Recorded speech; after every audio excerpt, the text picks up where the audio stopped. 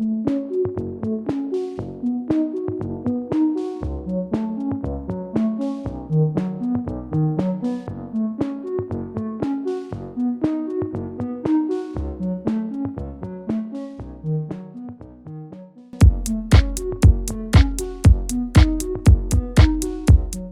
bien voilà, nous sommes ici en la Villa Gilet pour le programme d'occupation en corruption dilution, qui est un programme quelque peu original puisqu'en effet il agrège à peu près 40 artistes.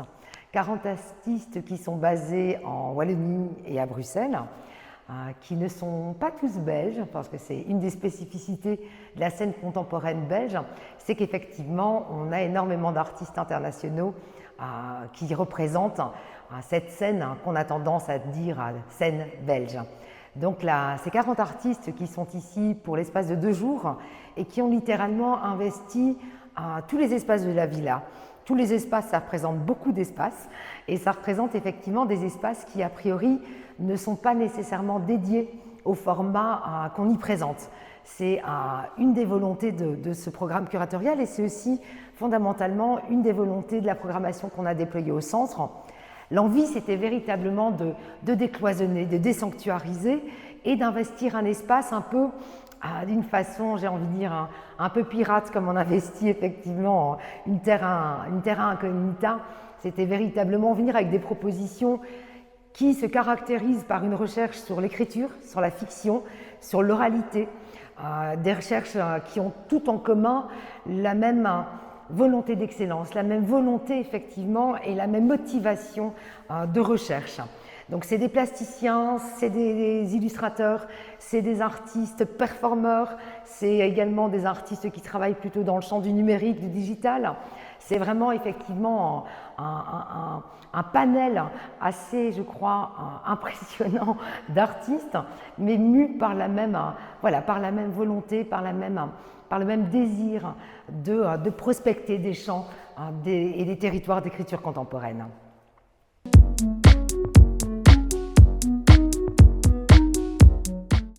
Mais ce qui pour nous était effectivement extrêmement important quand on a conçu ce programme et quand j'ai eu l'opportunité de l'imaginer dans cet espace, c'était la volonté que ça traduise la porosité des territoires de création contemporaine.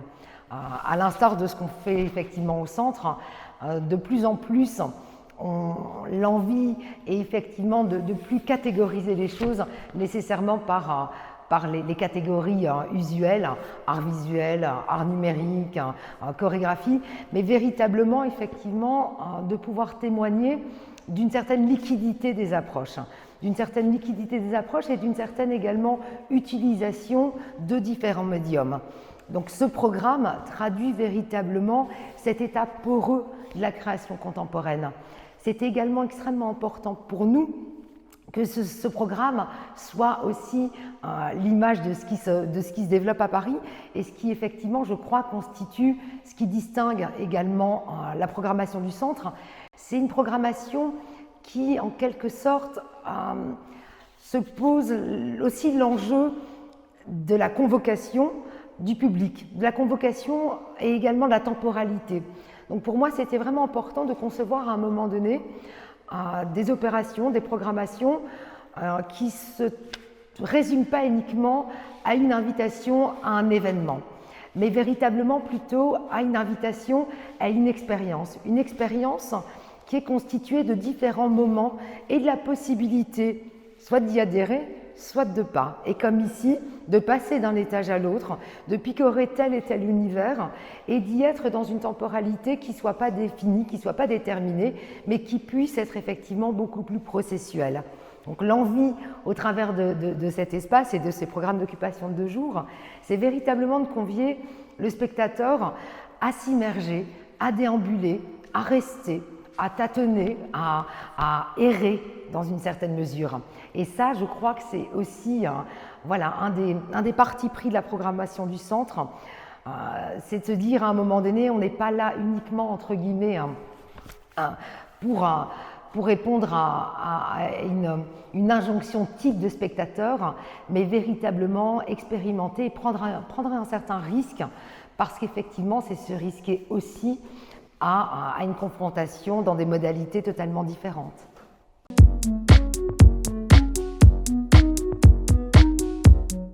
La rencontre avec la Villa Gilet s'est opérée il y a à peu près maintenant un an, un peu plus d'un an.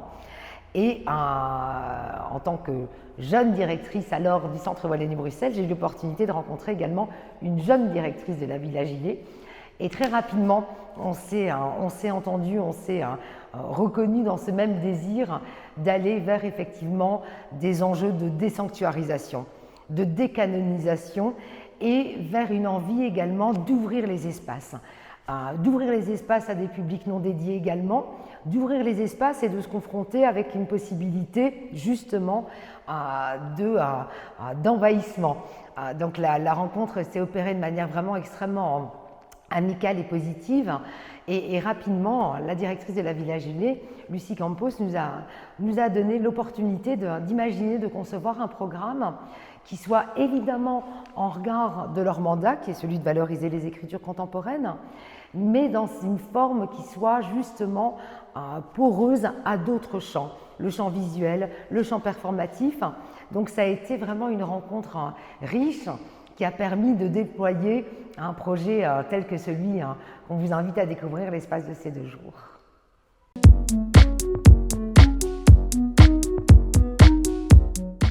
Donc ça fait 2 ans, vous l'avez vu, que le centre déploie, outre sa saison à Paris également, ce qu'on a nommé une saison parallèle. On aime bien ce qui est déviant au centre, on aime bien ce qui est parallèle, ce qui est oblique, ce qui à un moment donné est en parallaxe. Et on aime aussi un principe qui est celui de la viralisation. Je le disais, effectivement, le programme a été conçu dans un esprit de liquidité, les saisons parallèles et le programme qu'on déploie également. L'envie était véritablement de se dire à un moment donné, le centre à Paris représente entre guillemets le noyau mère, l'organe mère, et on a à côté de ça la possibilité de déployer toute une série de collaborations avec des scènes, avec des centres d'art avec lesquels effectivement on se reconnaît des affinités. Et la saison qu'on a constituée est véritablement pétrie de cet esprit justement d'aller au-delà du territoire qui nous est assigné. Donc c'est une saison parallèle, la première édition a eu lieu à Marseille l'année dernière à la faveur de la Biennale Manifesta. Elle a lieu cette année à Lyon, ici à la Villa Gilet, mais elle s'est opérée également aux Subsistances, elle s'est opérée également à Molly Sabata, au TNG. Donc l'envie était vraiment d'agréger un maximum de partenaires lyonnais importants et elle s'opère également toujours hors les murs. J'étais d'ailleurs hier à Marseille où on est en train de préparer une opération 2022. Donc voilà, l'envie c'est d'avoir une programmation qui soit virale et que finalement, en quelque sorte, je me permets effectivement cette métaphore, mais que le virus centre soit inoculé d'une manière effectivement insidieuse et joyeuse et subversive. Autre partenariat majeur de cette saison parallèle, c'est évidemment celui porté avec la BF15. Donc un artiste run space basé à Lyon, que j'avais repéré à l'époque où ils avaient programmé Edith de Kind. Et cette année, la directrice de la BF15, Perrine Lacroix, nous a fait l'honneur d'une exposition monographique dédiée à l'artiste Younes Babali, qu'on a également présentée en saison parallèle à la faveur de l'exposition Signal à la Friche Label de Mai. Et Younes sera donc non seulement à la BF15, mais vient également contaminer ce programme à la Villa Gilet avec une performance et une installation qui sera également pérenne à la faveur de ce week-end.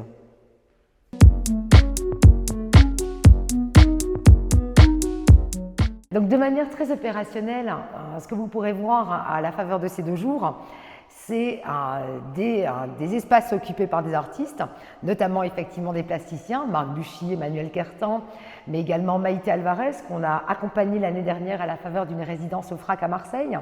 C'est également des vidéos de Tarek Lakrissi, de Rebecca Jane Arthur, d'autres artistes, c'est du podcast, notamment effectivement dans La Cheminée d'entrée, un podcast de Mehdi-Georges Laloux. Et c'est évidemment des lives, c'est des rencontres. C'est parmi les lives une opération qu'on a repris qui est effectivement le cycle Belgian Theory qu'on a fomenté à l'époque en 2019 avec le philosophe et essayiste Laurent de Sutter.